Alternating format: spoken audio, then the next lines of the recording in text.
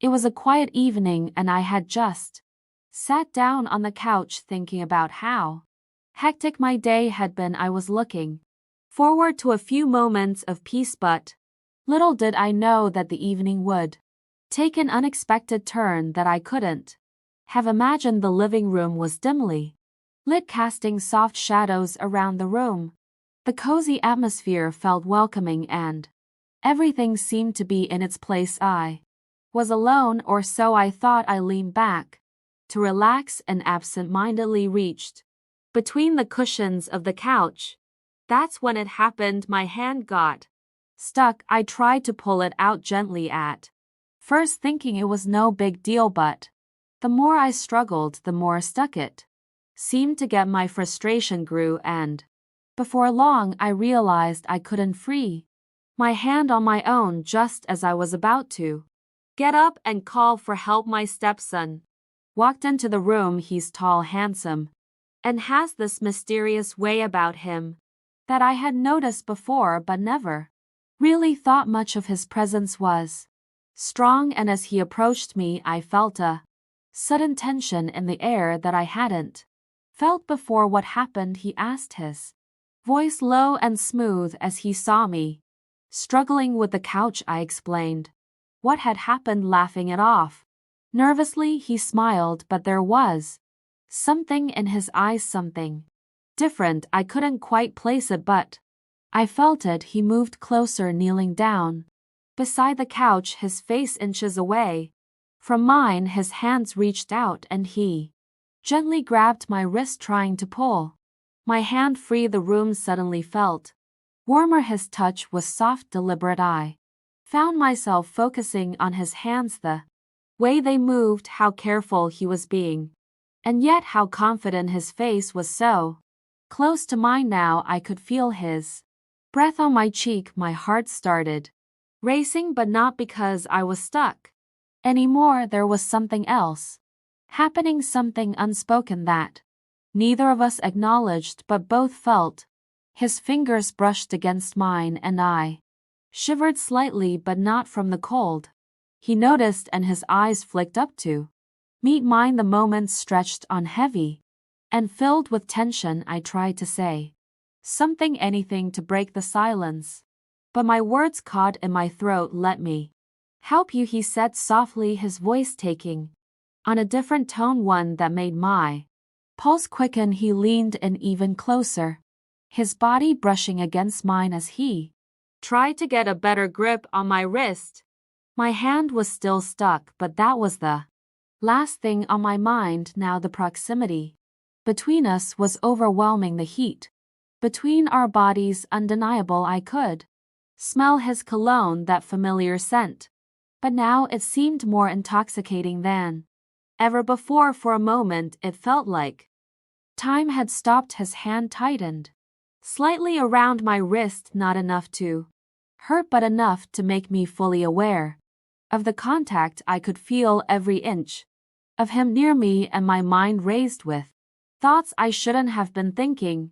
Finally, with one last tug, my hand came free, but instead of pulling away, he stayed close, his effing fingers still wrapped around my wrist. I looked at him, my breath catching in my throat as I realized that we were both frozen in this moment. Neither of us wanted to move.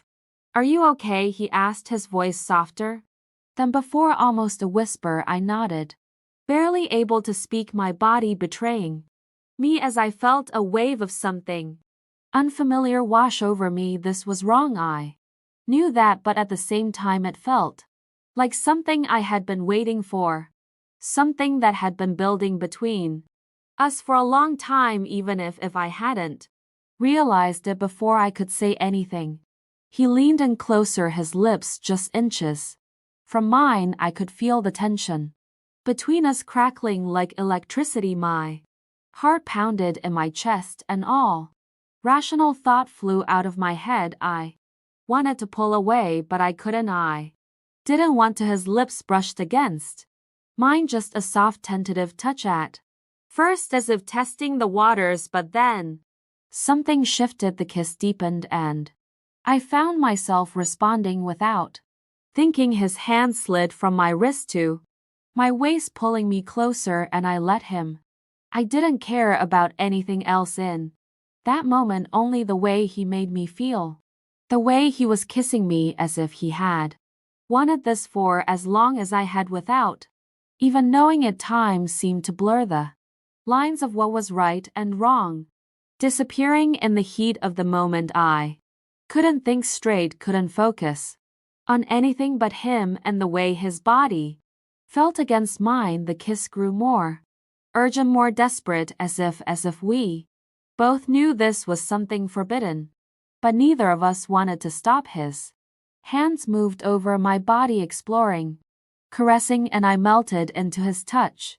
Every part of me responded to him, every nerve ending alive with sensation. It was thrilling, dangerous, and intoxicating all at once. My breath came in short gasps as I lost myself in the moment in him. We pulled away, both of us breathless, staring at each other in disbelief at what had just happened. His eyes searched mine, and for a moment I wondered if he felt the same guilt and confusion that I did. But then he smiled, that same mysterious smile that had always made my heart skip a beat, and I knew this wasn't the end. This was just the beginning. The rest of the evening was a blur, filled with stolen glances, brief touches, and the lingering tension that hung in the air between us. We both knew this was something we couldn't explain, something we shouldn't even try to understand. It was a secret, our secret, one that neither